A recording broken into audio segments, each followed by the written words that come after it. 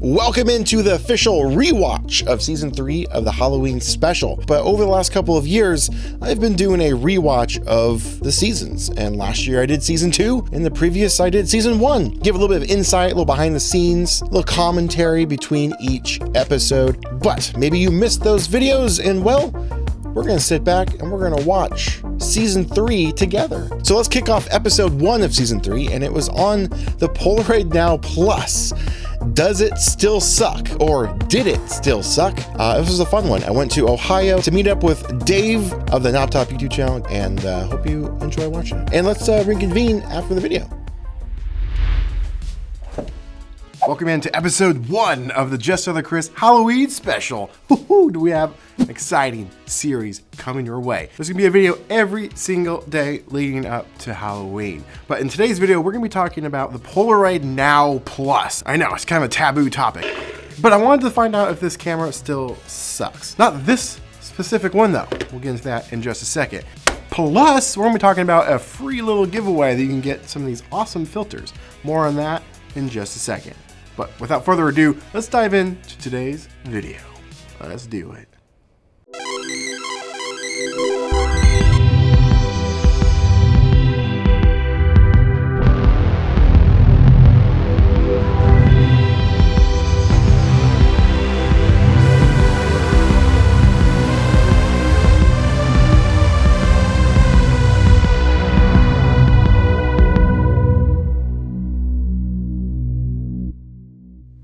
Sitting here in the Knob Top headquarters once again. I was here, what, like a year ago? Over a year ago? I haven't told Dave this yet. He's behind the camera. He's my cameraman today. Knob Top, go make something. Do you remember what we filmed here in this room? Viewed a camera, shot a bunch of photos. We complained about it a lot. Oh, yeah. Polaroid Now Plus. Yeah, we shot that here in this room. Now, I didn't bring that camera with me. The camera sucks. But I have my 1-step 2, and I was recently sent by one of you lovely viewers. I didn't know this even existed, but Polaroid Originals, before they became Polaroid, they made filters for their cameras. I can basically turn a 1-step 2 or 1-step Plus, right, into the Now Plus. Then I wanted to take it one step further, because I get comments daily. I'm wondering why my photos are overexposed, or I'm having battery issues, or I'm having autofocus issues. It's been over a year since that camera's been out. $150 camera. And Polaroid still apparently not fixed it. That's not cool. Well, I want to find out. Dave, I'm going to go and buy one today. One right off the shelf. And let's test it. I'm going to go into it, giving it the benefit of the doubt, and see if it still sucks. So, we have to go to Target. Why? Look at that. I think I'm gonna get the black one this time. That way it's different than the last one, because I got this one last time. One I own. I do still own one. It's in tiny fine print. There's a copyright of 2022. Wow. So maybe this is like a new model. Maybe they fixed it. Maybe they haven't. We're gonna find out. Right. Look at this disappointment. Probably, maybe. I said I was going into this with an open mind, so I can't say stuff like that. I'm mostly interested in seeing how it handles outside on a bright sunny day with the overexposure issues that I was having originally. Perfect prime time to test this out. All right, I think this might be a decent spot to test this out. It's in direct sunlight. I'm gonna leave the exposure compensation in the middle, neutral. Take this shot of this train. Place your bets. All right, the issues I was having originally was, again, the overexposure, not metering correctly. It's all over the place, inconsistent when you're outside. Then on the second camera that I got replaced by Polaroid, after talking to them directly through a Zoom call, that they also told me they hand tested themselves to work, I got back with overexposure issues, as well as a new problem, which was autofocus. It was not focusing correctly. So it's starting to develop. I can see the image, and I can tell, drumroll please, that will in fact be overexposed. It's still developing, but that is garbage. But we're gonna let it fully develop and we'll check on it later. Now let's go shoot some more photos. Looks like an old antique mall factory, the shoe factory. I don't know what it is. So I'm actually going to do a -1 on the exposure compensation. So I have 5 photos left. I'm only shooting 1 pack. I'm underexposing the rest of these photos because they're still coming out a little too bright. I'm gonna have Dave here, the cameraman, shoot me against this because the sun is perfectly lighting me. Yeah, that could look cool.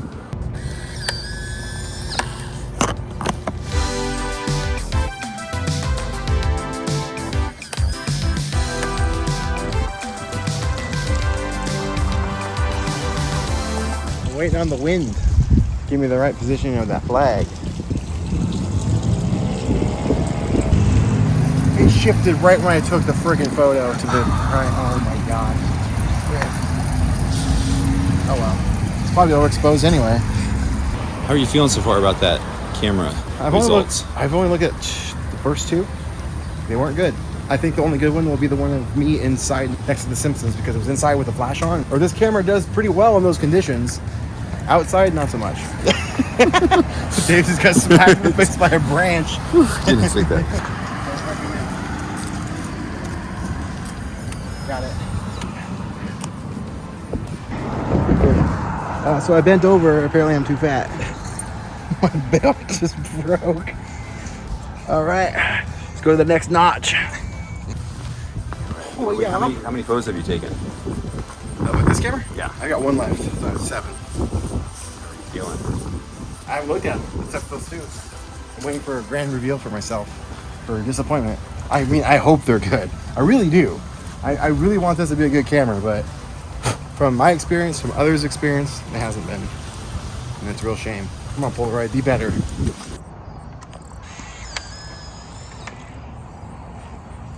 That was the last one. Let's take a look, see how we did. All right, we're back at Target because this is going back. It was going back regardless again because I already have one. I won't have room for this in my luggage.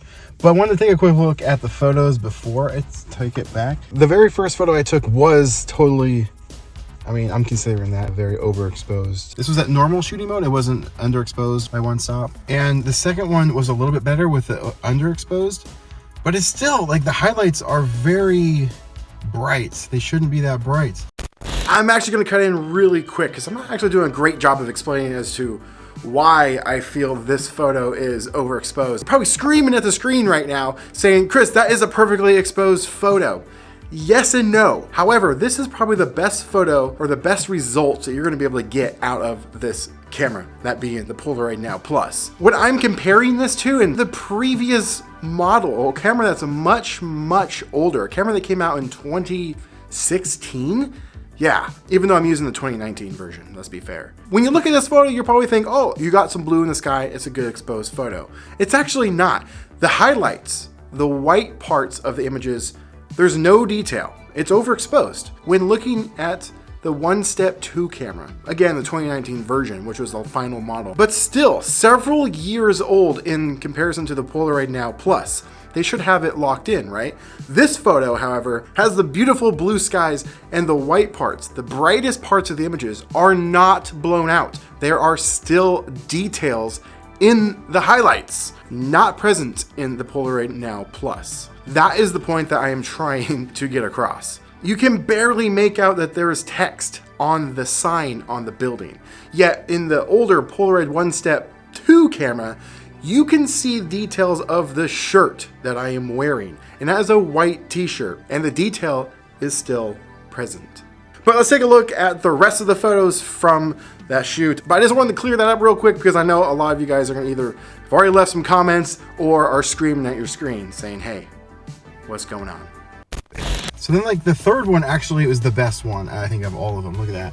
That one came out really good. I did underexpose it by the 1-stop. Now, if you go into the app, which I didn't do because I think most people aren't going to be buying this camera to use it for that, at least the average person. I wanted to do this test as more of a, hey, I just bought this camera, pulled out, point, shoot, take photos. I think that's what most people are going to do.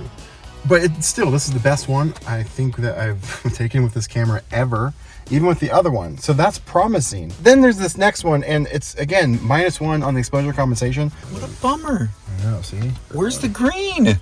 Looks like a sepia photo. It's very disappointing. The inconsistency with these shots are very frustrating. That's like, oh, it's an okay mediocre shot. It's a little overexposed in the highlights. Again, this one is a little bit better. Maybe the second best photo I was able to take with it. And then here was the very last one, which this one actually surprised me because of the way it was lit. It was pretty dark in some areas and also some bright in some areas. It actually did fairly good. But of that pack of film I shot, there was only like 1 or 2 photos that were fairly decent. I still wouldn't put this on a recommendation list.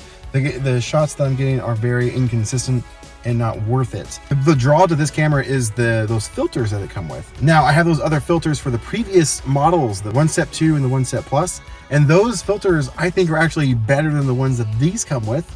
And I'm going to show you in just a minute because there's actually 2 differences in the filters. There's one that this one doesn't come with, and then there's another one that we'll get into. But anyway, I'm going to return this camera to Target. You're going back. I want my money back. $150. You maybe have noticed this shirt. Yeah. I'd like to introduce you to the brand new membership club, also known as the Spitfire Club.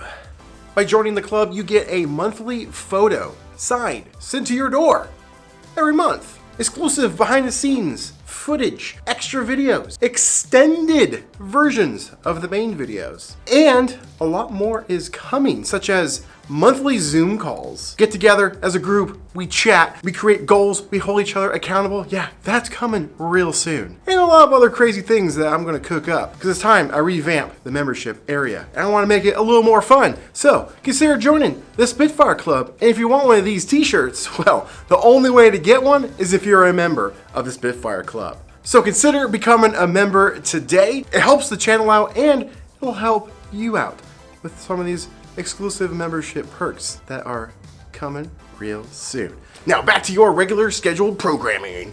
Whoosh. Polaroid made the 1 Step 2 camera and the 1 Step Plus camera. This is essentially a Now Plus. It just doesn't have autofocus. It has a manual lens system, and there's a couple other extra app features that the Now Plus has over this one, but overall it's kind of the same camera. It was intended to be, replaced. However, this camera just works. It's great. I love it. 1 Step 2, same thing. Actually, I think I get better pictures out of the 1 Step 2, to be honest. I love this camera. They implemented filters for the new camera, but it's not backwards compatible. It doesn't work on the Polaroid Now. However, the filters they made originally, not only does it work on the 1 Step Plus, but it also is backwards compatible with the 1 Step 2. They work on both. And in my personal opinion, with these filters, they're actually a little bit better. This was sent to me courtesy of one of you lovely viewers. Thank you so much. Consider checking out his Instagram. Link is in the description below. But not only did he send this over, he sent me another pack. Yes, this one's still sealed. This one I opened. But we're gonna do a giveaway of this. Link is in the description on how to get your hands on it. I misplaced my Now Plus filters. I think they're at my house still buried. I don't use this camera, ever. It just sits on a shelf. And yes, I paid for this. This was not sponsored by Polaroid. I purchased it. They replaced it with this one that actually works crappier than the first one did. It has focusing problems, but I still paid for this camera, but I don't use it. It just sits on the shelf, and I misplaced the filters it came with. But the original filters came with a couple extra goodies that the new one does not, such as a prism filter. Yeah, you can get some pretty psychedelic, unique photos out of this thing. It does have a starburst filter, just like the Now Plus. It also has a yellow filter. It has an orange filter, and it has a red filter.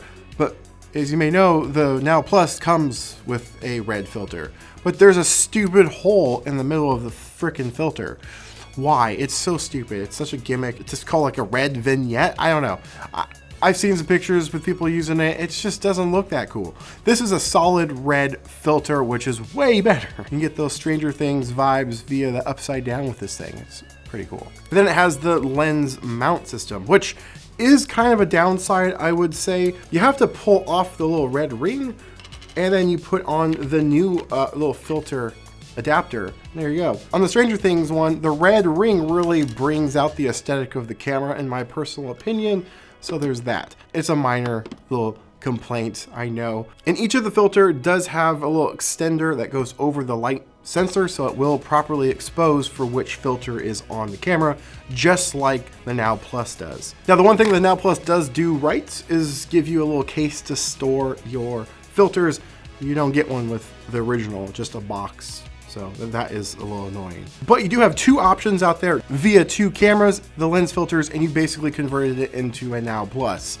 So you don't have to spend that money on that. And since they've made these for several years, these are pretty common over on like Facebook Marketplace, and you can usually find them for a pretty good deal. So that's all I got for you in today's video. Thank you so much for watching. Be sure to tune back in tomorrow for the next episode in the Just on the Chris Halloween Special, Season 3. I'll catch you then. Episode 1. Before we get into it, I want to give a special shout out to Dave Knopp of the Knopp Top YouTube channel. I always say this, but thank you. I could not have done these specials without him. Truly. Especially this travel one. Going over there, it's so much fun. I get to hang out with my friend. We get to film some stuff. It's really, really cool, but his help is pivotal in creating the Halloween special. So thanks for putting up with my shenanigans over the years in creating these episodes. Yeah, couldn't have done it without you. But the Polaroid Now Plus, does it still suck? Actually, no. In modern day time, in 2025, they came out with a Generation 3, and it doesn't suck anymore. Officially, it has my stamp of approval that the Generation 3 is good. Isn't necessarily the best camera out there, but they seem to have fixed the overexposure issue. You're welcome for making these videos, people. Even though Polaroid hates me for it. But hey, I made them make a Generation 3. Not that I'm taking full credit, but I might have been the reason they made a Generation 3, a Gen 3 of the Now Plus. Possibly. And I actually forgot, I was sick filming these, and it also reminded me that every single time I've gone to Ohio to film this, I've gotten sick, and I haven't been sick since I went there last, which was 2 years ago. Yeah, so what's going on over there in Ohio? I don't know, but I always get sick when I go there. This particular season was really cool because I had more space. I had my studio. I don't have it anymore, but I took advantage of having that space and did a lot of fun things in there, especially for the Halloween special. I shot this awesome intro that I can't actually show you in this rewatch because I used copyrighted music. I took a hit for this initial trailer / intro to the whole series or that particular season. It was so much fun, but I can't play it now because, yeah, there's copyrighted music. So if you want to check it out, though, I'll leave it linked in the description. It was a lot of fun to create, and this season's also the introduction to the Spitfire Club. I created the Spitfire Club this season, and it's still going even now. But let's move over to episode 2, which is a fun little filter hack / pack hack, Polaroid hack. How about that? It's a fun one. What's up, bro chachos? Just on the Chris Halloween Special, Season 3. And I've got a super exciting episode for you today. In fact, it's one of my most requested videos. Yeah, and it's actually a continuation from one of the episodes last year Halloween special. Last year I did a tips and tricks video. I think it was like top 3 instant photography hacks you should try. Something like that. But one of those hacks and tips in there was something that a lot of you were very interested in learning more about, and that is watermarking your images or adding cool little burn marks to your images. And I got some good news for you. I've expanded on the method to make it foolproof. But before I show you the new and improved method, I do want to show you the original method because there are some key things to know in that will help you in the future. So we're gonna start there first. So sit back, grab some mangoes. I don't have any. I've got some pizza back there though. And enjoy today's episode.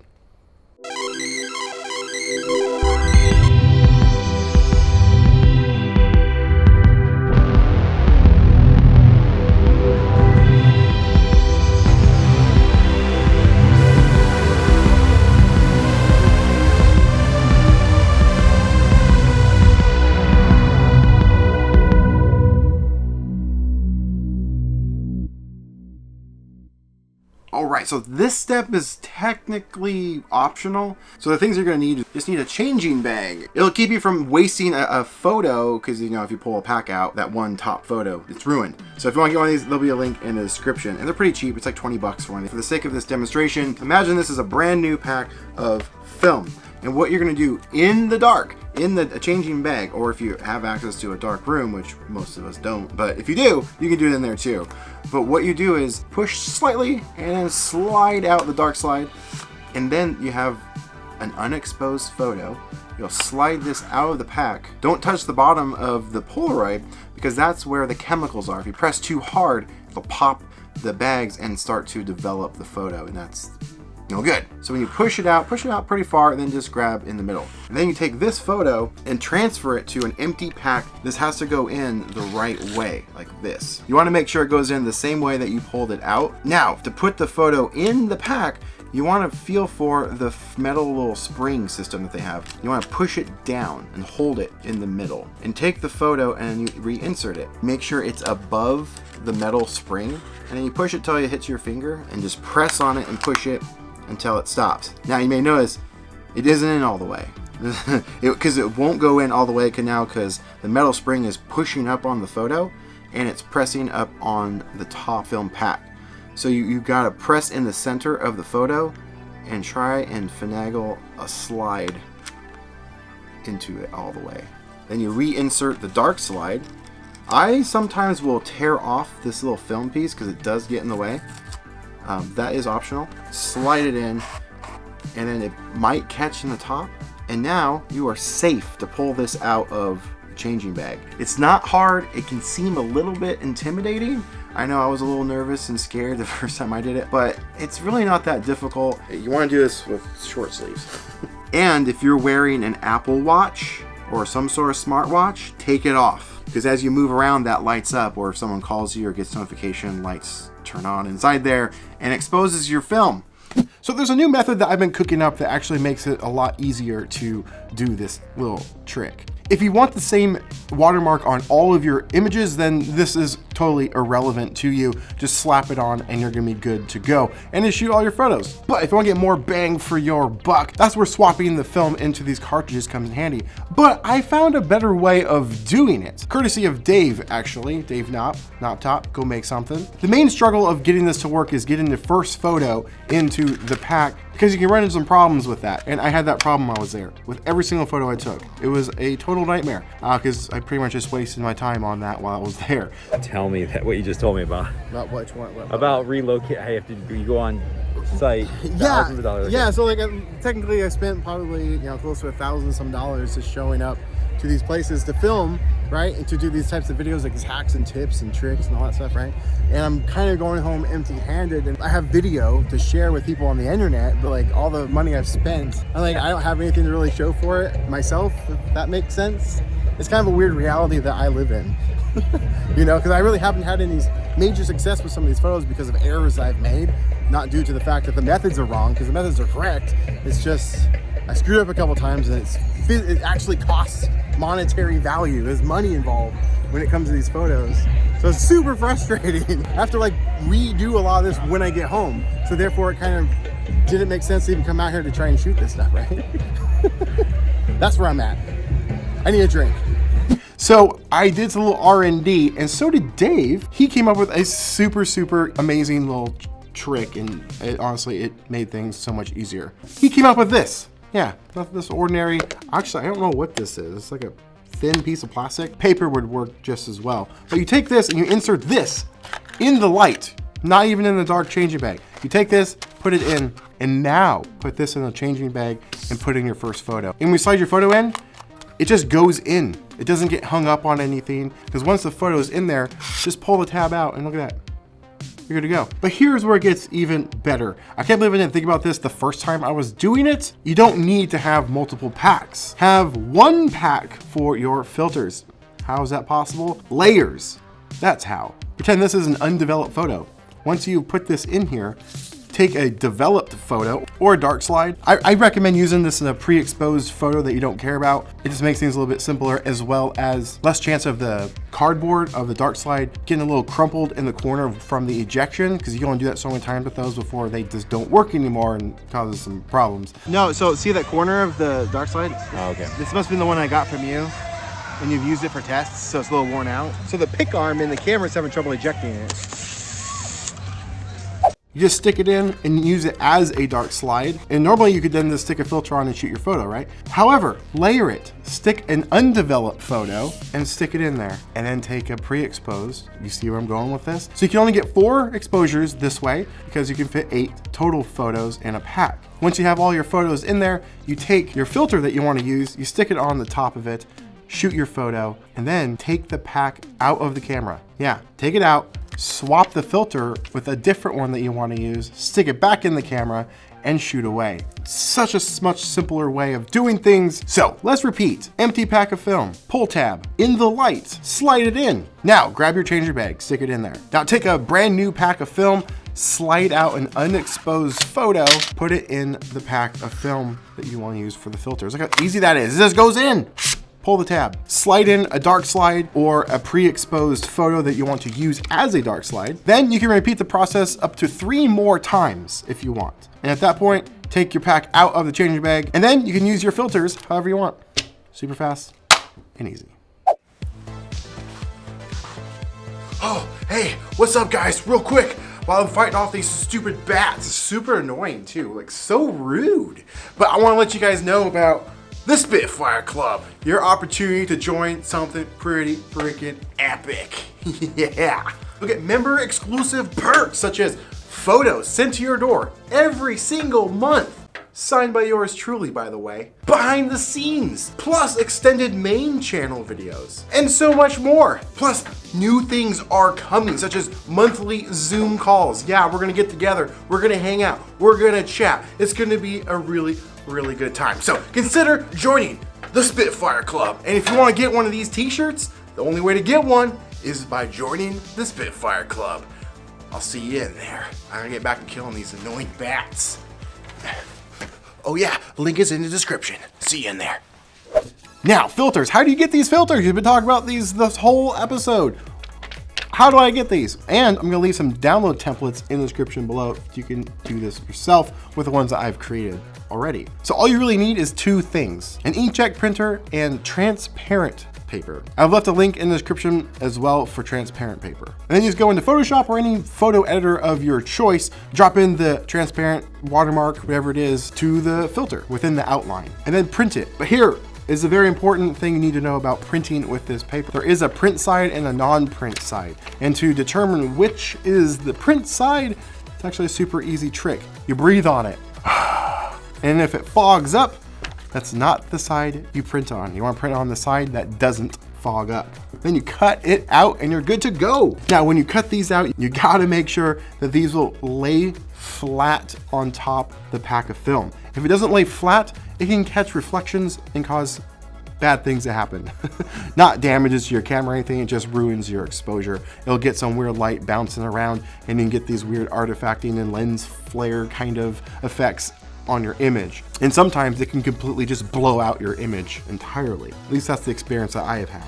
Shooting with the filters, there's a couple other things to keep in mind, and that is contrast. You're adding a dark watermark or burn to your image, so that won't work against a dark background. So you have to have a light background for this to work, meaning like a bright blue or a white, something just contrasting the black watermark. And there's one that I've been trying to get, gosh, I'm gonna have to fake it, I guess, somehow. I've tried multiple times to do it, and that is, yeah, getting Max to float over a cemetery. I have not had any success with it just yet. It's hard to do. So getting Max to show up has actually been fairly easy because, you know, the sky is super bright. It's just getting the kids to show up on the bottom because grass is a little bit darker. And so finding the perfect lighting conditions is crucial to making this one work. But you can add some really fun effects to the images. You can get pretty creative with these filters. I would love to see what you cook up. If you do this, let me know. Tag me over on Instagram and I would love to see what you are creating. I've left some helpful links in the description, so be sure to check out those. And thank you so much for watching today's episode of Just Other Chris, Season 3, the Halloween special. I'll see you tomorrow. Now get out there, make some art. Whew, episode 2, another fun one for a few reasons. One, I never been to a Renaissance fair before, and I think I went to probably the biggest one in the States. I could be wrong. There's probably one bigger in Texas. I'm sure they do things bigger there, but the one I went to in Ohio was massive. And it was so much fun. It wasn't planned. We kind of just went there and we had a great time. And if you want to see more about the Renaissance Fair, Dave made a video years ago on his Steve Harrington costume, how he created it, and then us going to the Renaissance Fair. It was a really cool video. I'll have it linked in the description if you want to check it out. So those filters, they're really, really fun. I still use them to this day, and I've even used them in future Halloween special episodes and just other YouTube videos. But they can be a little tricky. If you don't get them cut just right, if they don't lay perfectly flat, if there's a slight bend to them, they can catch a glare and bounce that light around in the camera and cause the photos to be like way overexposed or just weird things happen to them. And sadly, that's what happened while I was there. So a lot of the photos just didn't come out very well, and I was really upset. Oh well, I shouldn't say upset. I was just really bummed. But the principle and the techniques, all of its sound, it works. You just, don't rush it like I did. I was kind of rushing some things along, and I should have been a little bit more precise when I was cutting my filters. But it's a really fun thing to do. If you guys haven't messed around with those types of filter effects, they're really cool, really inexpensive to make, and really just fun to experiment with. So let's kick off the next couple episodes and then check back in. Next episode is on a camera that Dave surprised me with. He made me a fun custom camera for this Halloween special. Then in episode 4, it's all the props and things I made for the special. It's pretty cool. We'll reconvene after those 2 episodes. Welcome into the next episode of the Just of the Chris Halloween Special Season 3. And I got a lovely package in the mail recently. So you know what that means. It's mail time, but the first mail time ever during the Halloween special. But inside this box, there's some sweet items. But there's one particular thing in there that I want to talk about and share with you guys that's pretty dang cool and unique. And that is the Polaroid Chief. Let's get into it.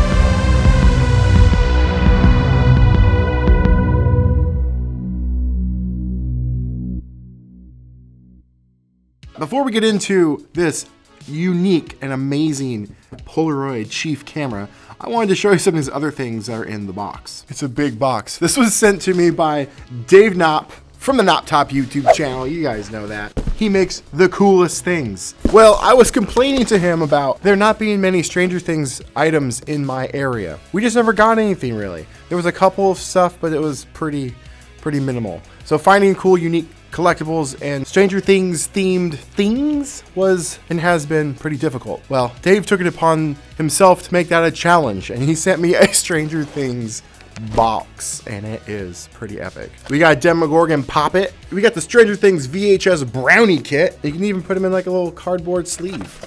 We got Nestables, Russian nesting dolls. We got 3D Doritos, 11's favorite waffle mix. Are these waffles or cookies? Oh, it glows in the dark. Yeah, it is waffle mix. Wrappers from Doritos. Nice, Dave. Munching out. Ooh, and there's the flashlights. There's 2 of these. I'm actually gonna be giving these away over on Instagram, so go check out the Instagram page for the details. What's up, bro chachos? I'm here to tell you about the Spitfire Club, my dudes. Serving up a nice slice of behind the scenes content, extended videos of the main channel, and a monthly photo sent to your door every month. Did I say that already? Every month? Monthly. And there's gonna be monthly Zoom calls coming soon. We can chat, we can hang out, we can learn, we can teach each other, we can hold ourselves accountable. It's gonna be a good time. And if you wanna get one of these t-shirts, well, you're in luck. If you're a member, that is, exclusively for members only. No one else will get these. Unless you are a member of the Spitfire Club. Consider becoming a member today. Monthly photos sent to your door. Did I say that already? So if you want to join the Spitfire Club, there's a link in the description below. Now I gotta get back out there and make some pineapple pizza, baby. Try before you deny, bro, chachos. And lastly, it's a form-fitting case for the Polaroid One Step 2 camera. But he added the Stranger Things logo to the top of it. I've been having an eye on this case for a while. I'll leave some links to those in the description, but I've been wanting to get one. I just never pulled the trigger in. It's like a hard shell, form-fitting. It's really nice. It protects the camera. And of course, the Chief. Now there is one more thing that came in that box, but I'm actually gonna save it for tomorrow's video. Pretty freaking sweet. It was something else that he made. But this is so neat and an original cool idea. There's a couple unique things that he did to this thing that makes it even cooler. So instead of me talking about what he did, why don't we get the man himself in here and let him talk about what he did to this thing. So, Dave. Yes. What all did you do to this thing? Oh, that camera, yes. The Chief camera is pretty much a button camera. Okay, well, and it kind of worked out like this. That was a dramatic reenactment.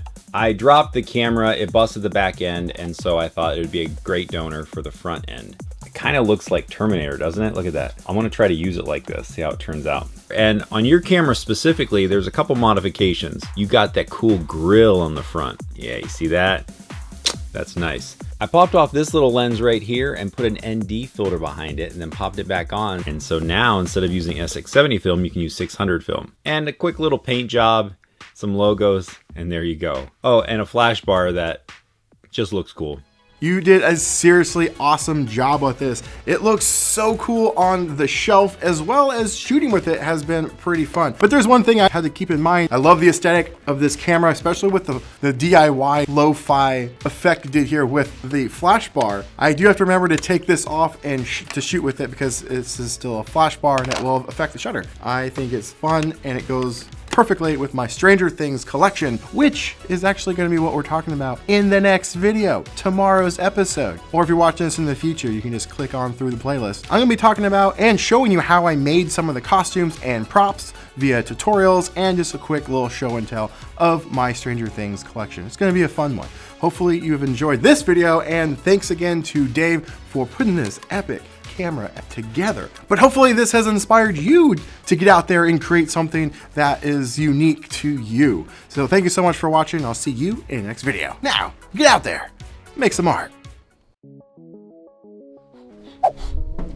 What's up, guys? So in today's video, we're gonna talk about props and costumes. Yeah, I'm gonna show you some tutorials on how I made some of the props from Stranger Things for photo shoots and just all around fun set pieces.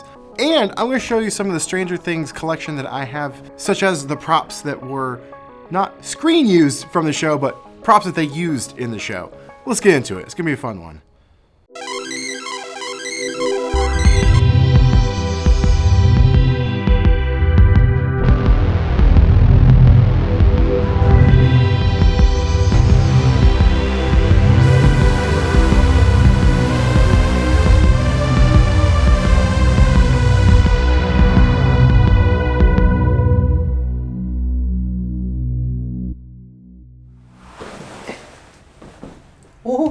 Welcome to the front area of the studio, the cool area. It's a new addition, and it's actually still growing. Hang on. I feel like Will Smith from Men in Black. Okay. I love Stranger Things. You guys kind of know that. I theme my videos for Halloween around Stranger Things. And I'm going to show you a couple tutorials on how I made some of these things here in just a second. It's October and it's still like 80 degrees outside. I love dressing up and cosplaying and all that good stuff. But I also want to do something a little bit my own, combining my passion for Stranger Things. So that's when I created the Spitfire Club. I wanted to kind of create my own characters within Stranger Things. But one of the ones that I created was my own Eddie. Put a little story to the character. And that being like a rival club to the Hellfire. And since this is an instant photography mostly focused channel, I wanted the club name to represent the hobby. And if you take an instant photography photo, what happens? It spits out of the camera, forming the Spitfire Club. Look at that thing. Isn't that so cool? You can join the club if you want. There's a link in the description below. And these shirts are only available to the club members. So Eddie has a particular look, and that is his Hellfire t-shirt, but also his vest. Yeah, and I wanted to make one as well. It doesn't have the Dio t-shirt on the back of the vest. I had this commissioned on Fiverr and it came out pretty good, but I wanted to have my own style and my own vest that was personalized to me. Put patches and things on here that represent my personality, but also kind of keeping the same aesthetic and style that Eddie went with on his vest. And his vest was mostly focused on music. So I did the same thing. I put my favorite band of all time on there, and that is the Black Keys, but I also wanted to be in the Stranger Things universe. And so on the front, there is a patch for the Hawkins Middle School AV Club. And I would have been in that club if there was one in my middle school at the time. So it fits perfectly. I also added a Transformers Autobots logo just because I love the Transformers and was around in the 80s, and Stranger Things takes place in the 80s. So I figured it was a good match. So putting it all together now, ooh, look at that. My own little version or my own character within Hawkins, Indiana, aka Stranger Things. And the bandana is actually Eddie's bandana that he has in his back pocket and then wears in the final few episodes of season 4. And if you want to get this bandana, I found someone selling them on Etsy. I'll leave a link to that in the description if you want to get one for yourself. This is like impossible to do without an extra person here to help me, so I'm gonna do my best. With a lot of B-roll probably.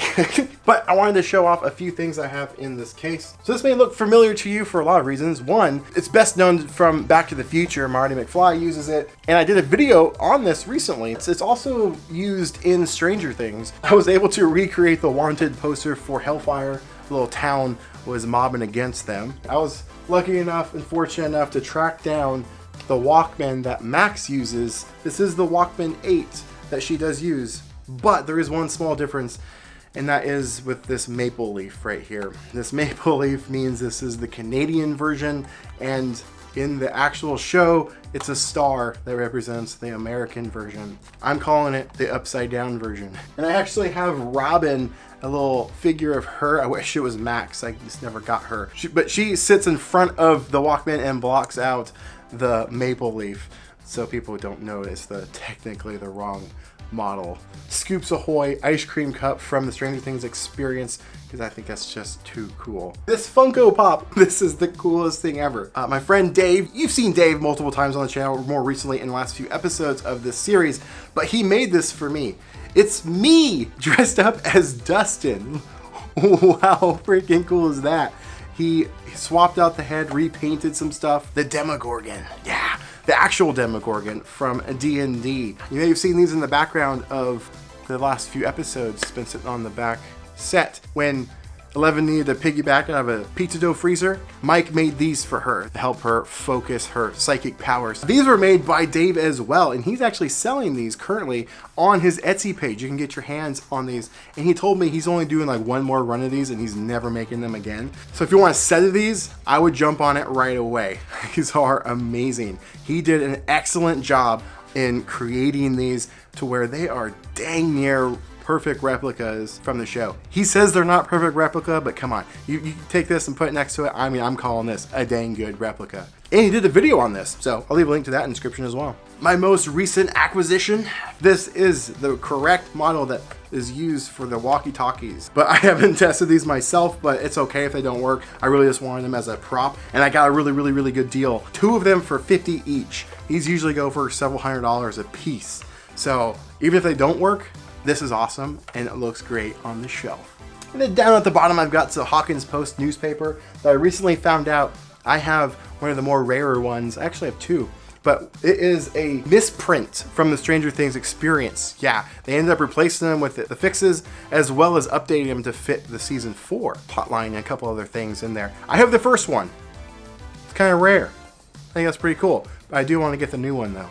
Might have to go back. Check this out. This right here is Conan the Barbarian sword. They used this in Stranger Things, the last episode, when Hopper fights the Demogorgon and just slices his head off. I've had this sword in my possession for the last 5, 6, 7 years, maybe longer. And I was reselling it. I had no interest in this. Been trying to sell this for years. And then I gave up trying to sell it. No one wanted it. And now, I don't want to sell it. Now it's canon in the Stranger Things universe, which leads me to these. Look at that. Ooh, look at this. And I'm going to show you exactly how I made these via a quick tutorial. if you want to make something like this for yourself, for your Halloween costumes and photo needs, whatever it may be. So let's start off with the spear. Yeah, this is a replica from the newest season. The gang makes a bunch of these in preparations to go into the Upside Down to fight Vecna, aka Henry, aka One.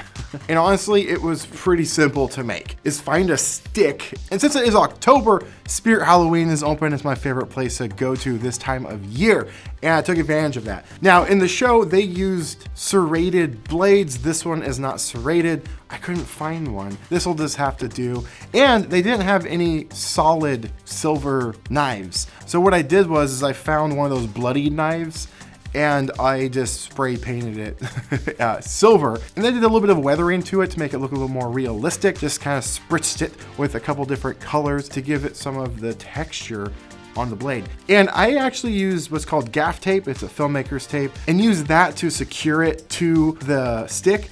And then I used twine, because that's what they used in the show, to cover up the tape for aesthetic purposes.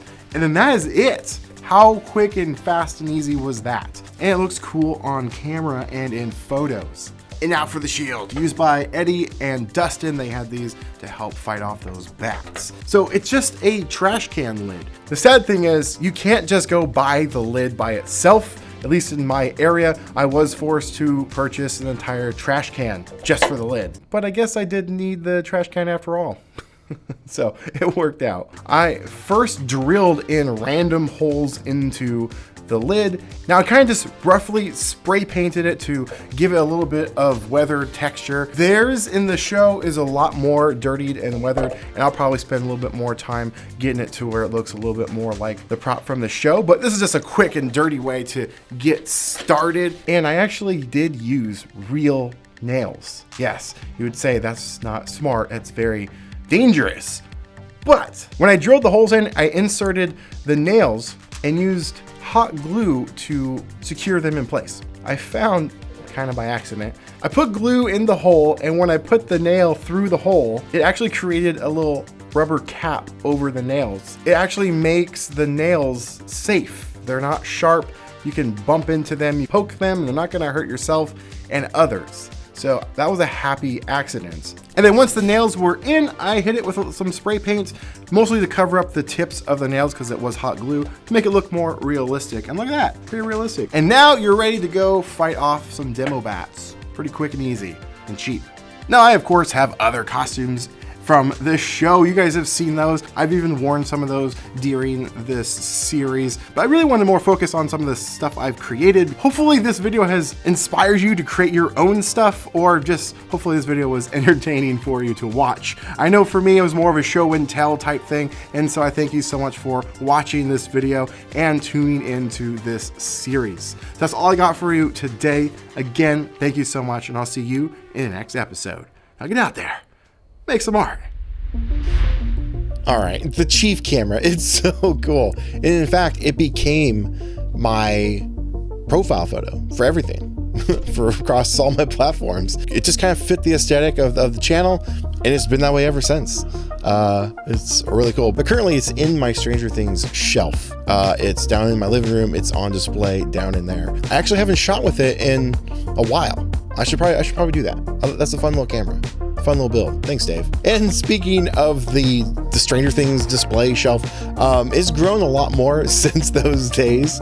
But that video in particular was kind of for me. As I said in the previous video where I did a rewatch of some of my favorite episodes, I did the world record attempt, and that video was more like for me. I didn't really think about how it was going to perform on the channel, like analytics wise, ad revenue, all that sort of stuff. I just kind of made it for me because I want to go back and rewatch some stuff of my own once in a while. And those are just like the perfect videos to do that. And this one of me with the props and the costumes and the stuff on the set is kind of one of those episodes. I try to include at least one of those, and that was that one. And that's just kind of fun, a little show and tell. But that brings us to the final episode in season 3. And it's an episode that I always do as part of my Halloween specials, and that's shooting quote expired film. Yeah, let's get into it.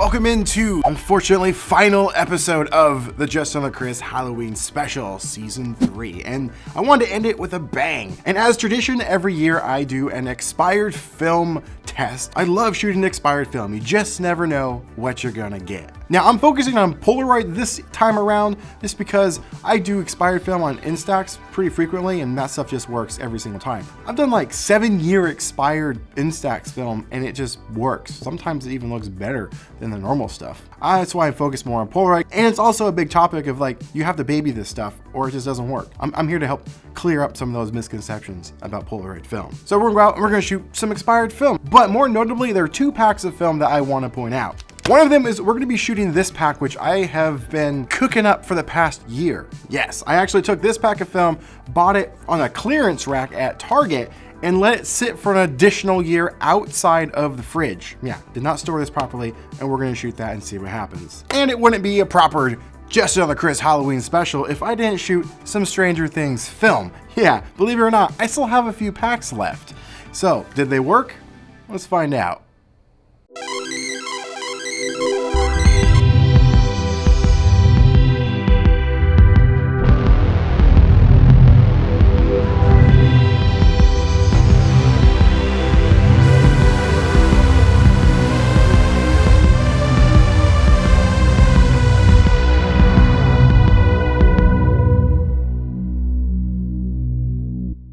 What's up, my dudes? We are here at Foy's Halloween Party Supply. This is the Stranger Things 2 camera. We're not talking about that. We're talking about the Polaroid Stranger Things film. Yeah, I still have packs of this. I think I've got like 4 or 5 packs left of this. This is very, very much expired film. This expired in April of 2020. So we're gonna find out if this still works. Once I have shot all these, there is no more left. I haven't seen one pop up for sale online anywhere in like a year. There we go, let's see if they work. Are you ready to film? What's up, my dudes? All right, here we go. 3, 2. Because as Polaroid film ages, it dries up. And so as it gets older, not all of it dries up, like certain sections of it or parts of it are still wet and will still work, but other parts won't, so you won't get like an even spread of the chemistry. So let's find out if we got even spread. If it's even spread, we're probably looking pretty good.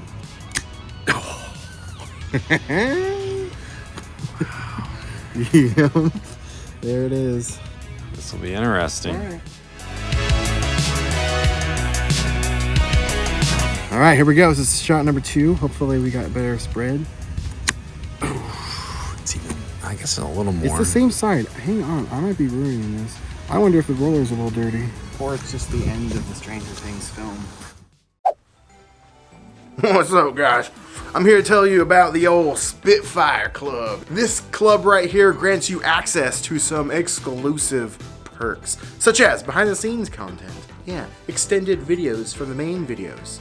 Not every one of them, just sometimes. Monthly photos sent to your door every single month. Plus, Zoom calls are coming soon. Yeah, we're gonna hang out, we're gonna chat, we're gonna get to know each other a little bit better and make goals for each other and hold ourselves accountable. And more, yeah. And if you wanna get one of these t-shirts, you're in luck. If you're a member, that is, because these are only available to members, yes. So if you want to get one of these epic t-shirts, consider becoming a member today. There's a link in the description below.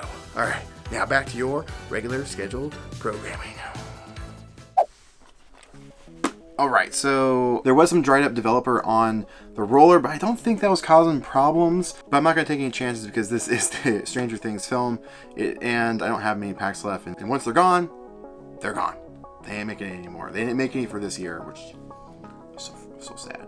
So I'm gonna show you how to clean a 1-step 2 camera, and I don't think I've ever shown you how to do that, so I wanna take the opportunity.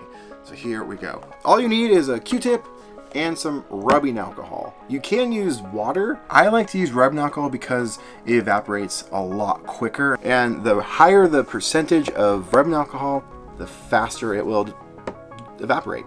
That's how I always looked at it. So on I-type cameras, they aren't like SX70 cameras where when you pop the door open, you can just roll the rollers. They're locked in place.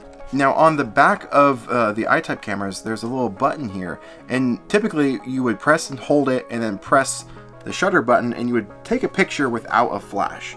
But to clean the rollers, you make sure again the camera is off, you press and hold it, and then you can take a picture and it will move the rollers ever so slightly. It'll give you access to all of the sides of the rollers.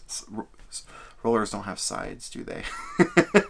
Do rollers have sides? I'm going with it. It gives you the ability to clean all of the rollers areas. Oh, and you may be asking yourself, Chris, there's a film pack in there. You just opened the door, you ruined it. Nope.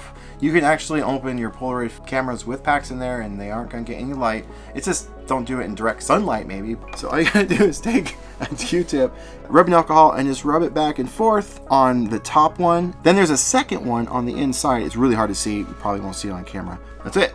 Now we're going to go out and shoot the rest of these packs, and hopefully that was the issue. Or maybe the film is just finally at the end of its life, which is sad.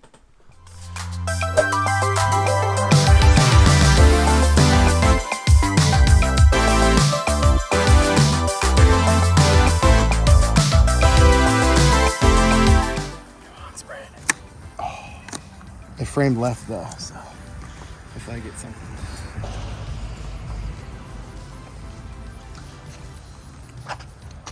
Ooh, a full frame? Too bad I wasn't framing it right. Bummer.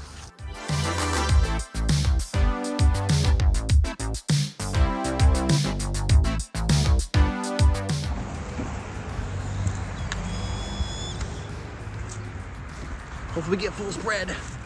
Will we get lucky?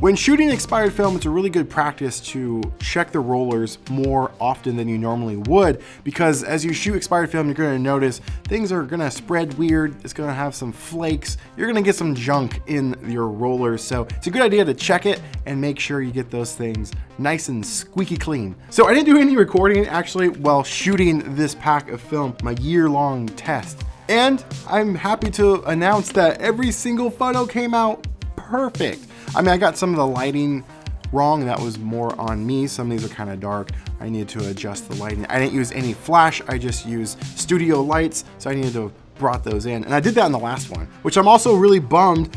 I don't know what I was thinking. Oh, I guess I was just focused on other things, but I should have had that spear tilted up. You can't even see it. And this was the last one of the pack too, so I couldn't even reshoot it. I do these tests because I want to show y'all that you don't have to necessarily completely baby your film. More specifically, talking about the Polaroid film. And as the years have gone by, Polaroid film has just gotten better and better and better, and it continues to get better. I know a lot of people don't like buying packs of film from like Target or Best Buy or Walmart or whatever those like bigger box stores are. Most people are like die hard making sure you buy the film directly from Polaroid. That's going to yield you the best results every single time. Yes and no. I mean, I've bought stuff directly from Polaroid, and well, actually, right here, I've had this happen. This is a brand new pack that was production date, I think like April, May of this year or something like that.